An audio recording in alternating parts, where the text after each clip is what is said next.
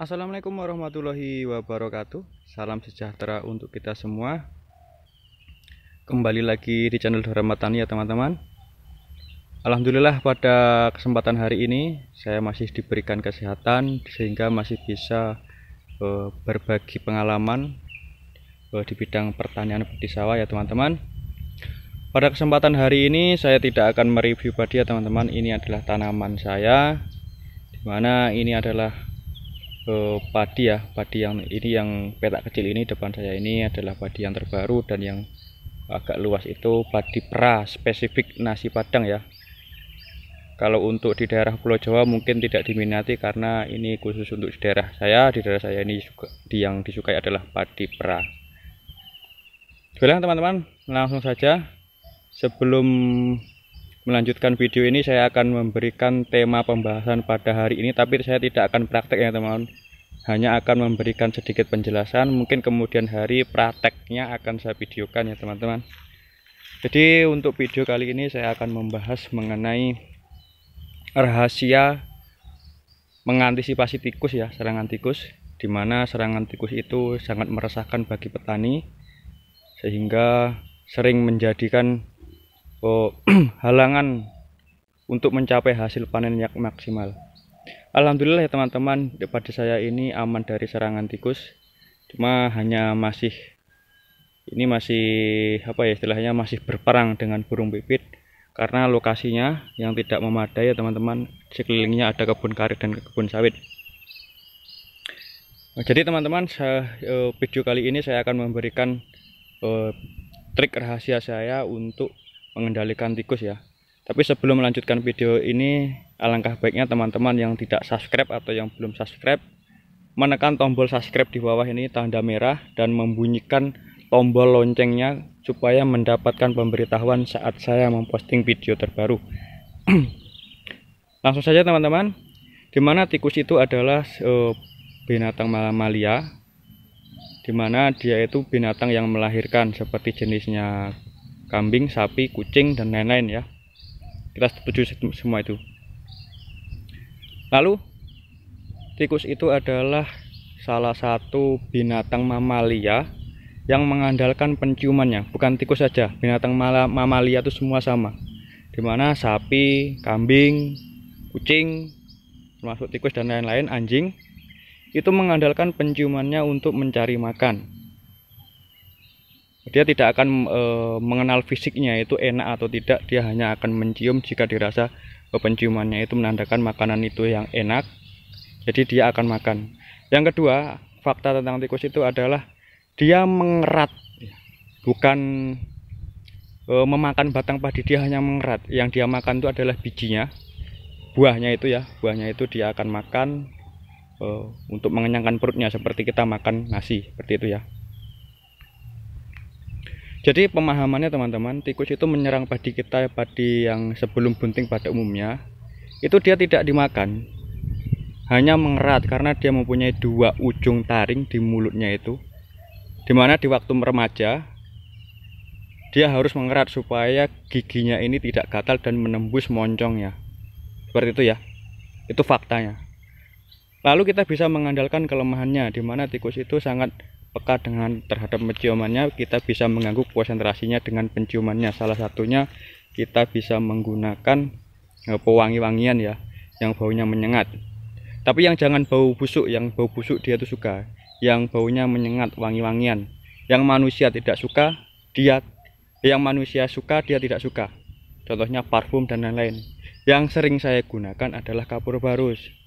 Dimana kapur barus itu sebelum padi terserang kita letakkan di setiap petakan ini, ataupun di pematang, ataupun dekat-dekat dia lalu lalang.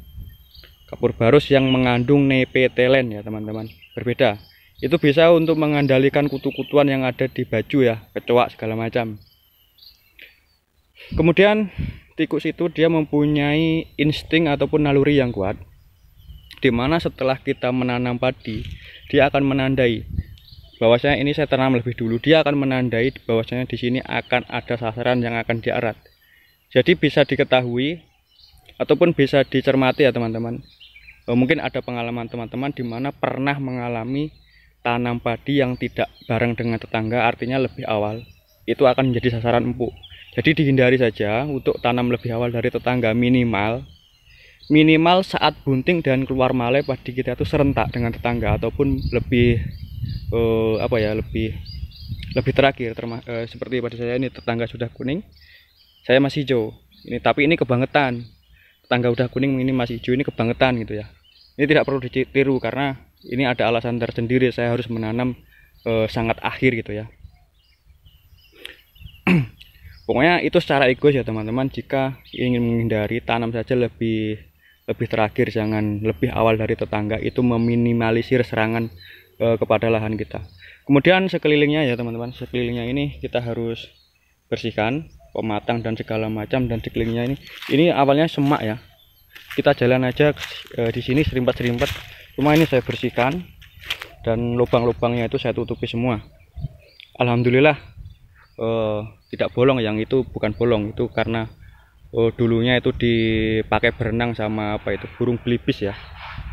Jadi mati itu sulaman terakhir, jadi masih hijau-hijau itu.